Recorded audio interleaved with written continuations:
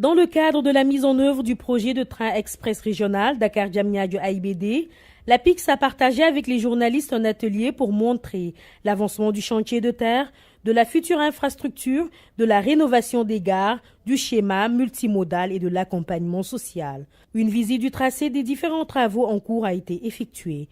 Les entreprises locales, Gétran et Eiffage Sénégal, ont lancé leurs études pour la construction de la gare de Diamniadio et la réhabilitation de la gare de Dakar. Pour montrer l'avancement des travaux, le directeur général Muntagassi a présenté le projet qui a été illustré par l'Atirnian. En images, le projet doit ressembler à ceci en 2019. J'ai rappelé ce matin que le projet relierait le centre-ville de Dakar au nouvel aéroport international Blaise Diagne sur une longueur de 55 km. Mais pour la première phase du projet, nous sommes sur un linéaire de 36 km.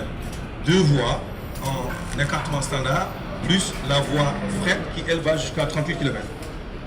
Nous rappelons que sur le tracé, il y aura 14 gares. C'est des gares et des haltes. En fonction du point de jonction, le niveau de modernité n'est pas le même parce qu'on a des gares multimodales. Des centaines d'ingénieurs sont à pied d'œuvre sur le site et travaillent pour garantir les normes de qualité et le respect des délais impartis.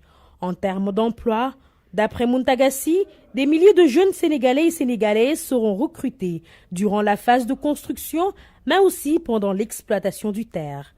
L'État du Sénégal a effectué une commande ferme de 15 trains pouvant accueillir chacun 565 passagers. La société Alstom, en charge de la fourniture, livrera les premiers trains à Dakar courant troisième trimestre de l'année 2018. À la faveur de la mise en œuvre de ce projet phare, le Sénégal se place parmi les nations ayant fait de l'émergence un défi majeur. Muntagassi, DG de la PIX. Ce projet va développer toute une économie autour de la zone. Les parcs industriels, l'université, la réduction des pollutions, tout ça a été estimé, évalué.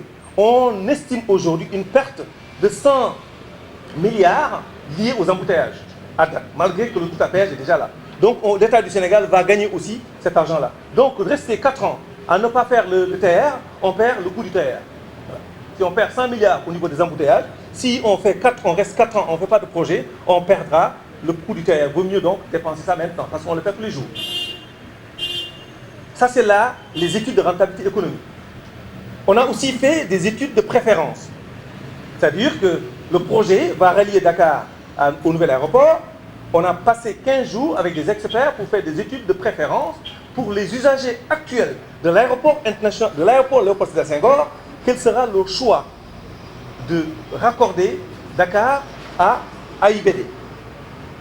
Ces résultats ont été injectés dans la machine à calculer la rentabilité financière du projet. Est-ce qu'il y aura demain du trafic sur le TR?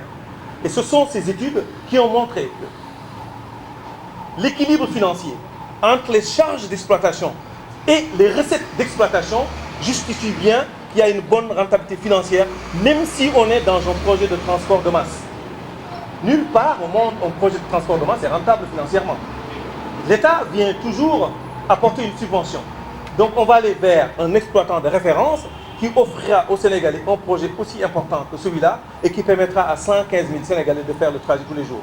C'est pourquoi ici, nous avons fait le choix ici d'implanter ici la maison TR. Tous les jours, 400 000 personnes passent par là pour aller à Dakar. Tous les soirs, à 16 h, 400 000 personnes rentrent dans la banlieue. Les études estimées démontrent que ces 400 000 personnes qui passent ici, c'est en général des personnes qui empruntent le tracé du TR ou le tracé du TR. Donc, c'est des personnes impactées par le projet. Les enquêtes ont révélé que toutes ces personnes feront demain le choix d'emprunter le TR.